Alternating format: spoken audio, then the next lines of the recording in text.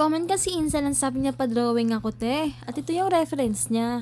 Dahil nag-share ka ng video, sige, drawing kita. Sa pagdodrawing nga, lagi ako nagsisimula talaga sa mata. Kasi sa tingin ko mas mabilis sa ganun. Unahin yung mata, sunod ilong, pababa, bibig, tapos buhok. Sa mga nagpapadrawing pala, sketch lang yung mabibigay ko ha. Kasi yung portrait, medyo mahirap po talaga yun. Mga oras na to nga, ay alas 2 na nga madaling araw at kakatulog lang ni baby, kaya ngayon lang din ako nakagawa. Oh, baka hindi ka maniwala, ito proof. Oh, tingnan niyo people, pinagpuyatan ko talaga kayo ha.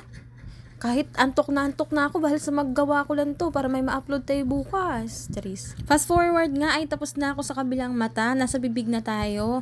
Konting shading. Ang ginagamit ko palang lapis dito ay HB. Kasi medyo light lang yung niya. Pagkaka-dark. Tapos sinusundan ko siya ng 2H para medyo maging dark. Tapos yung pinaka-final na ginagamitan ko siya ng 8B para kumapal talaga makita yung mga strand ng buhok. At dahil tinatamad ako kumuha ng ruler, yung lapis na lang ginamit kong ruler. So dito nga ay kunting shading na lang at nasa bag na tayo. Malapit na po tayo matapos.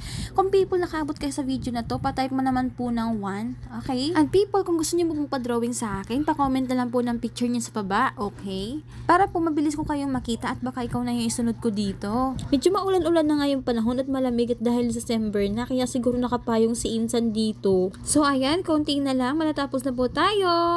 Hi Gerald, sana magustuhan mo itong gawa ko. At kung nagustuhan mo, please pa-share po ako nitong video. Bye!